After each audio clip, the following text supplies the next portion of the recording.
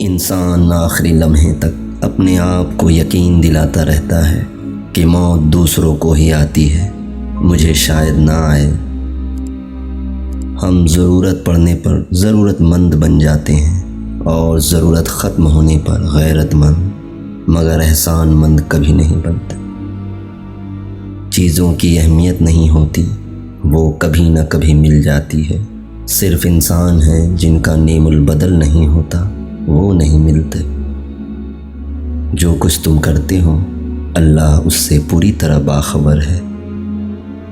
پریشانی حالات سے نہیں، خیالات سے پیدا ہوتی ہے۔ جمہوریت کا کمال یہ ہے کہ وہ ووٹ کی طاقت کے ذریعہ بھیڑوں کو بھیڑیا چننے کی آزادی دیتی ہے۔ آپ سیکھنا چاہیں تو آپ کی ہر غلطی آپ کو سبق دیتی ہے۔